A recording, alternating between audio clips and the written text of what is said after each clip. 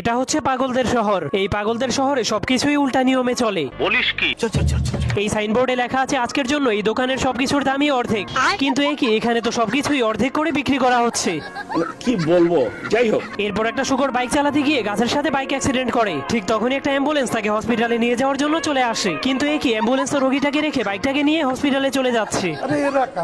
সারা জীবন দেখেছি মানুষেরা ঘোড়ার পিঠে বসে রেস করে, কিন্তু এখানে তো ঘোড়ারা মানুষের পিঠে বসে রেস করছে। আর এটা হচ্ছে এই শহরের সব থেকে বিখ্যাত কলেজ, কারণ এই কলেজে কেউ পড়াশোনার জন্য ভর্তি হলে তাকে পড়াশোনা শেষ করে কামলা দিতে হয়। ये सब क्या देखना पड़ रहा है? अच्छा है मैं अंधा हूँ। একবার এই জঙ্গলে নতুন একটা জিরাফ চলে আসে, কিন্তু জিরাফের গলাটা বেশি লম্বা হওয়ার কারণে তার মাথাটা চাঁদের সাথে ধাক্কা লেগে যায়, যার কারণে চাঁদ আকাশ থেকে ছুটে নিচে পড়ে যায়। এটা দেখার পর সেই জিরাফটা অনেক ভয় পেয়ে যায়। এরপর সে চাঁদটাকে উঠিয়ে আবারও আকাশে লাগানোর চেষ্টা করে, কিন্তু চাঁদটা বারবার নিচে পড়ে যাচ্ছিল, যার কারণে জিরাফটা অনেক বিরক্ত হয়ে চাঁদটাকে উপরে ঢিল মেরে